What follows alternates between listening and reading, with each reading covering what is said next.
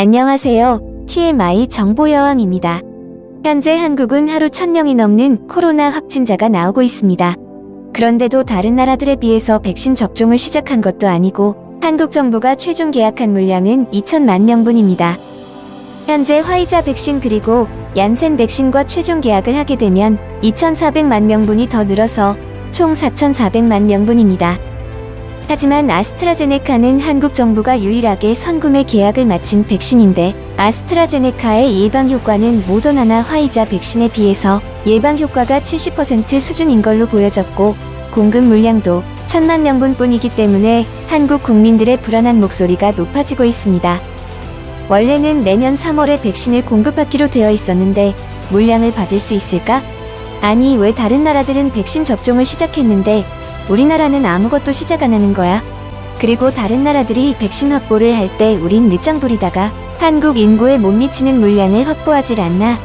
다른 나라들은 인구의 2배가 되는 물량을 확보했어라고 목소리를 높였습니다. 하지만 한국 백신 회사인 셀트리온과 쥐신욱 십자가 희소식을 알렸습니다. 서정진 셀트리온 회장은 내년에 코로나를 한국에서 없애고 청정국가로 만들겠다라고 말하면서 엄청난 자신감을 보였습니다. 셀트리온이 개발 중인 CTP-59는 항체 치료제인데 이것은 경증 또는 중증 환자에게 투여하려는 것입니다. 항체 치료제는 코로나 바이러스에 가장 강력하게 효과가 높은 항체를 고르고 항체 유전자를 세포 배양 방식으로 현재 개발 중입니다. 지금까지 셀트리온은 222명을 대상으로 임상 이상 시험을 하고 결과가 나오고 분석 후에 조건부 승인이 신청되면 3상 임상 시험이 진행될 것이라고 알렸습니다. 현재 국내에서 개발 중인 코로나 치료제 중 셀트리온 항체 치료제는 개발 속도가 가장 빠른 것으로 보여지는데요. 이 치료제는 조건부 승인과는 별개로 식품의약품안전처의 치료 목적 사용 승인을 받았습니다. 서울 아산병원이 확진자에게 치료 목적으로 처방될 수 있도록 승인 요청이 되어진 것으로 보여졌습니다. 이런 치료 목적은 생명이 위험하거나 대체 치료 방법이 없는 응급 환자들에게 치료를 위해서 임상시험이 진행 중인 치료제나 의약품들을 식약처의 승인 허가로부터 사용하는 방식입니다. 식약처 가이드라인에 따르면 치료 목적 사용 승인은 임상시험 목적이 아닌 환자 치료를 위해서 사용하는 것이고 시판 허가에 필요한 안전성, 유효성, 품질을 확보하고 있지는 않으므로 환자에게 신중히 사용하라고 명시되어 있습니다. 그리고 의료 현장에서 즉시 사용할 수 있도록 셀트리온은 이미 지난 9월부터 송도 생산시설에서 치료제를 생산했기 때문에 10만 명분의 물량을 확보했고 본격적으로 생산이 시작되면 150만에서 200만 명분을 확보할 것이라고 알렸습니다. 이뿐만이 아니라 쥐신욱 십자도 희소식을 알렸습니다. 70 경북대병원은 쥐신욱 십자가 개발 중인 혈장 치료제를 치료 목적으로 식품의약품안전처로부터 사용 승인을 받았습니다. 현재까지 녹십자는 삼성서울병원, 중앙대학교 병원 등 12개의 병원에서 중증 환자 60명을 대상으로 임상 이상을 진행하는 모습을 보여줬습니다. 임상 이상 시험과 별개로 70 경북대병원에서 혈장 치료제를 투여한 결과 환자 중에서 완치된 환자가 나왔습니다. 혈장 치료제는 혈장에서 항체가 들어있는 면역 단백질만 골라내서 고농도로 농축한 의약품입니다. 즉, 혈장 치료제는 천연항체이고 항체 치료제는 인공항체인데요. 혈장 치료제는 코로나 완치자로부터 혈액을 받아서 만들 수 있는데 혈장 치료제를 한 개 만들기 위해서는 완치된 환자 2명이 혈장을 공여해야만 가능합니다. 그렇기 때문에 대량 생산이 불가능하다는 단점을 보이고 있지만 셀트리온과 쥐신욱 십자 두 기업의 백신의 부작용은 아직까지 나타나지 않았습니다.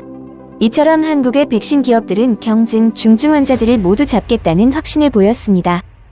한국 정부가 다른 나라의 백신 기업들과 계약을 늦게 한 것에는 이유가 있을 겁니다. 코로나 백신 접종을 시작했거나 앞둔 국가들에 비해서 국민의 안전성을 우선시하기 때문일 겁니다. 백신의 안전성을 입증하기에는 임상기간이 너무 짧았기 때문에 많은 부작용이 나오고 있는데요. 미국의 화이자 백신은 영국에서 처음으로 접종이 시작되었습니다. 백신을 맞은 영국 국민보건서비스의 직원 2명에게서 알레르기 반응이 나온 걸로 보여졌습니다. 이 둘은 피부 발진 같은 증상들이 나왔지만 치료를 받고 괜찮아졌습니다. 영국의 약품건강관리제품규 제청은 약품이나 음식에 알레르기 반응을 보이는 전력이 있는 사람은 금치해야 한다고 말했습니다. 부작용은 영국뿐만 아니라 미국에서도 백신을 접종하고 알레르기와 안면마비가 있습니다. 미국의 식품의약국은 5,000명 중 1명한테 이런 증세가 나타난다고 말했습니다. 이뿐만 아니라 화이자에 이어서 모더나도 이러한 증상을 보이는 임상시험 참가자도 보였습니다. 몇 명은 피로감과 주사를 맞은 부위의 통증, 그리고 두통이나 근육통 또는 관절통을 겪었다고 말을 했습니다. 이런 부작용으로 인해서 백신을 맞으려 하는 해외 국민들의 신뢰는 점점 떨어져 가고 있습니다. 그런데 화이자의 CEO인 엘버트 블라는 자기는 건강한 59세 성인이다. 그리고 아직 백신을 맞지 않을 거라는 발언을 했습니다. 이러한 발언으로 인하여 신뢰감이 떨어지는 백신을 서로 안 맞겠다는 의견들이 나왔습니다. 이런 부작용으로 인해서 미국의 백신과 계약한 나라들이 걱정이 많습니다. 그 중에서 일본은 최근에 모더나 백신이랑 계약을 했습니다. 이러한 기사를 본 일본 네티즌들은 한국 네티즌들과는 다른 반응인 낙관적인 의견들을 보이고 있습니다. 접종 횟수가 늘어나면 당연히 알레르기 반응이 더 늘어난다. 언제나 어디에서나 있는 것으로 그까짓 알레르기 같은 거에 놀랄 필요 없다. 현재 코로나 사망자와 백신 접종에 따른 부작용의 수를 비교하면 현재 어느 쪽이 더 필요한지를 판단해야 한다.